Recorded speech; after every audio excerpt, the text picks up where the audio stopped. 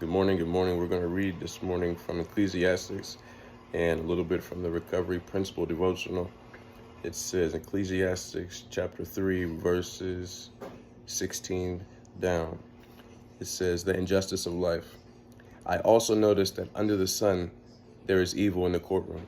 Yes, even in the courts of law, even the courts of law are corrupt.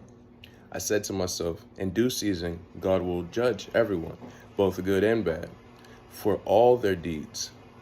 I also thought about the human condition, how God proves to people that they are like animals. For people and animals share the same fate. Both breathe and both must die. So people have no real advantage over the animals. How meaningless. Both go to the same place. They come from the dust and they return to the dust. For who can prove that the human spirit goes up and the spirit of the animal goes down into the earth? So I saw that there is nothing better for people than to be happy in their work. That is our lot in life. And no one can bring us back to see what happens after we die.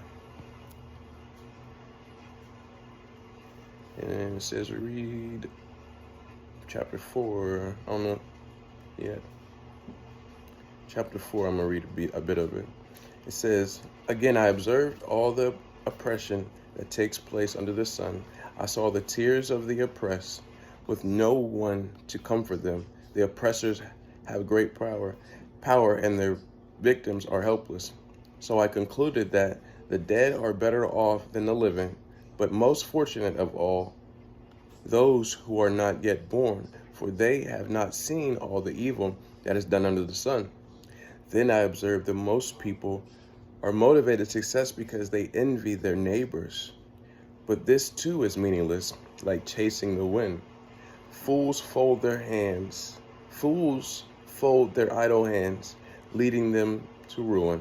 And yet, better to have one handful with quietness than two handfuls with hard work and chasing the wind. Denial. Principle recovery. It says read Ecclesiastes 3 verses 16 on. We did that. It says some of us avoid or cope with our own pain by trying to fix the world. We try to right every wrong, heal every wound, point out every injustice. We spend our time demanding that the world systems reform.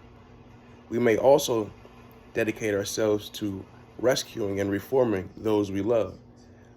Our zealousness to set the world right can be a means of denying that we are powerless to do so. Solomon said, I also noticed that under the sun there is evil in the courtroom. Yes, even in the courts of law are corrupt. I said to myself, in due season God will change everyone, both good and bad, for all their deeds. I observed all the oppression that takes place under the sun. I saw the tears of the oppressed, with no one to comfort them.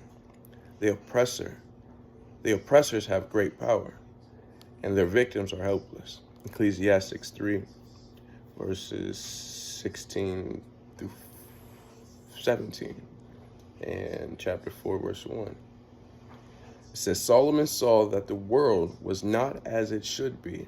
He also recognized that it was ultimately God's job to change the injustices in our world. When we set out to save the world, we err by taking on a role that belongs to God. What we gain by taking on such a massive task is the guarantee that we will always be busy. Then we will never have the time or energy to face our own issues.